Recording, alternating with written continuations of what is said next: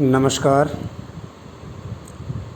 मैं किशोर कुमार, सहायक आचार्य, government girls college Jhunjhunu.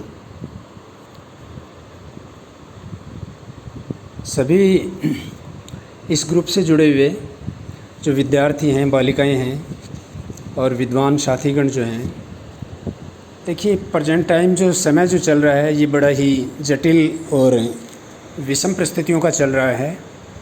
Corona जैसी महामारी वर्ल्ड में फैली हुई है और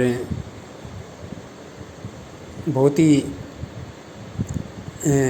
विषम प्रकार का ये समय चल रहा है। तो इस प्रकार के इस समय में भी हमें किसी न किसी रूप में अपने इस शिक्षक और विद्यार्थी के पेशे से जुड़े रहना है और इसी प्रकार प्रगति करनी है। तो इसी क्रम में आज अपन बात करते हैं हिंदी साहित्य के इतिहास में और हिंदी साहित्य के इतिहास की परंपरा की, कि हिंदी साहित्य का जो इतिहास है उसके लेखन की जो परंपरा है वो कहाँ से आरंभ होती है। तो यूँ तो प्राचीन काल से ही भारत के इतिहास में साहित्य लिखा जाता रहा है। समय समय पे उसको सीमांकन किया गया है, उसकी जो काल सीमाएँ हैं वो निर्धारित की गई हैं। लेकिन हिंदी साहित्य का जो इतिहास है उस इतिहास की परंपरा हमें कहाँ से प्रारंभ होती है और किसने ये प्रयास किया प्रथम। तो अपन बात करते हैं हिंदी साहित्य के इतिहास लेखन की। तो सबसे पहला जो प्रयास था, चूँकि मैं आपको बता दूं कि भारत एक ऐसा देश रहा है जिसमें विदेशी लोग जो हैं वो समय समय पर आते जाते रहे हैं। तो उसी क्रम में भारत में कभी पुर्तगाली आए, कभी डच आए, कभी फ्रांसीसी आए, मुग़ल आए, अंग्रेज आए। तो पहला जो प्रयास था वो प्रयास किया था फ्रेंच विद्वान गारशा दे ताशी, उनका नाम था गारशा दे ताशी, और उन्होंने फ्रेंच भाषा में पहला प्रयास जो हिंदी साहित्य की इतिहास लेखन का किया था उस ग्रंथ का नाम था इस्तवार दे ला लिटरेचर हिंदुस्तानी। पुनः सुनिएगा, इस्तवार दे ला लिटरेचर हिंदुस्तानी। ये पहला प्रयास था जो फ्रेंच विद्वान गारशा दे ताशी द्वारा किया गया था।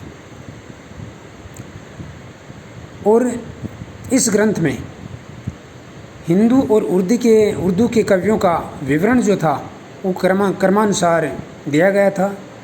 इसका पहला जो भाग था वो 1839 ईस्वी में प्रकाशित हुआ था और इसका सेकंड पार्ट जो था, दूसरा भाग जो था वो 1847 में प्रकाशित हुआ था। इस प्रकार ये पहला प्रयास था हिंदी साहित्य की इतिहास परंपरा का लेखन का।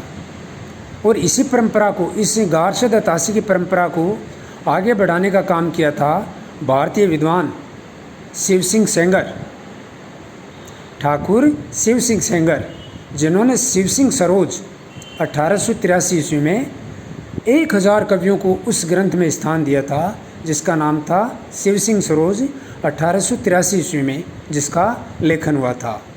और तकरीबन 1000 कवियों को उनके कविताओं के, उनके जीवन चरित्र को उदाहरण सहित प्रस्तुत किया गया था। ये दूसरा प्रयास था हिंदी साहित्य इतिहास लेखन में।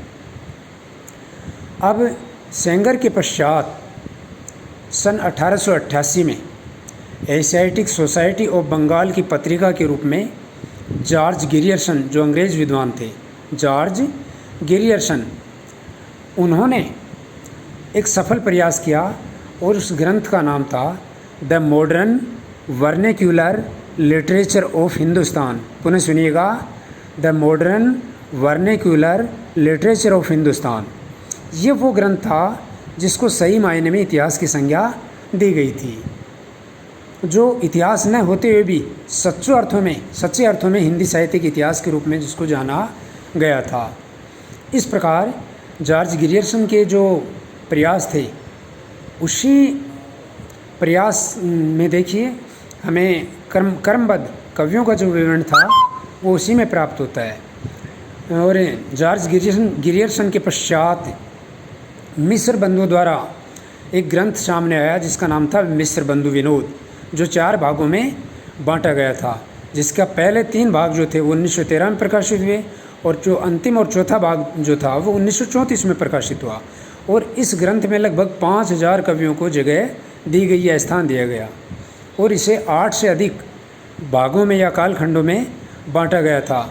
आचार्य रामचंद्र शुक्ल ने जो इतिहास लिखा उस इतिहास में कवियों का जो विवरण था, परिचय जो था, वो इसी खंड द्वारा लिया गया था। तो ये जॉर्ज गिरियर्सन के बाद मिस्र बंधु द्वारा जो प्रयास किया गया था मिस्र बंधु विनोद के रूप में। उसके बाद हिंदी साहित्य इतिहास की परंपरा में सर्वोच्च स्थान आचार्य रामचंद्र शुक्ल को माना जाता है। आचार्य शुक्ल ने 1929 में जो मूलतः नागरी प्रचारणी सभा द्वारा प्रकाशित हिंदी शब्द सागर की भूमिका के रूप में उन्होंने ये लिखा था, जबकि उसका नाम हिंदी साहित्य का इतिहास नहीं था। उस इतिहास का नाम था हिंदी साहित्य युग और प्रवृत्तियाँ। और उस इतिहास को उन्होंने 3 भागों में बांटा था। पहला था वीर गाथा काल, दूसरा मध्यकाल और अंतिम जो था वो गद्य काल।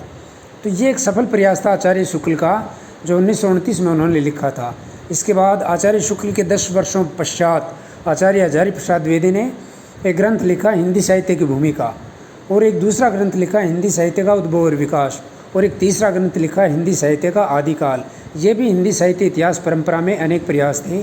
द्विवेदी के पश्चात बहुत सारे ऐसे विद्वान थे जिन्होंने ये इस परंपरा को आगे बढ़ाने का काम किया था। शॉर्टली मैं आपको बता दूं, डॉक्टर रामकुमार वर्मा ने हिंदी साहित्य का आलोचनात्मक इतिहास 1938 में लिखा और इसमें 693 ईस्वी से लेकर लगभग 1693 ईस्वी तक के कवियों को शामिल किया गया था। इसके बाद और भी कई विद्वान आए, डॉक्टर धीरेन्द्र वर्मा जिन्होंने हिंदी साहित्य का इतिहास, डॉक्टर भागीरथ मिश्र हिंदी काव्य शास्त्र का इतिहास, डॉक्टर नगेंद्र रीतिकाव्य की भूमिका, विश्वनाथ मिश्र हिंदी साहित्य का अतीत, डॉक्टर टिक्कम सिंह तोमर हिंदी वीर काव्य, और मोतीलाल मेनारिया जो राजस्थानी भाषा के बहुत बड़े विद्वान थे, उन्होंने राजस्थानी भाषा और साहित्य एवं राजस्थानी पिंगल साहित्य। इसके अतिरिक्त डॉक्टर सियाराम तिवारी ने मध्यकालीन और खंड काव्य, ये 2 ग्रंथ और लिखे गए थे। इस प्रकार ये एक लंबी परंपरा जो थी वो हिंदी साहित्य के इतिहास लेखन की रही है। अब मेरा आपसे गुजारिश है, निवेदन है विद्यार्थियों से कि अगर आपको कहीं भी किसी भी क्वेश्चन में कोई दिक्कत आती है तो आप ग्रुप में प्लीज़ आप अपनी समस्या को शेयर कीजिएगा, हम उसका समाधान करेंगे। Thank you.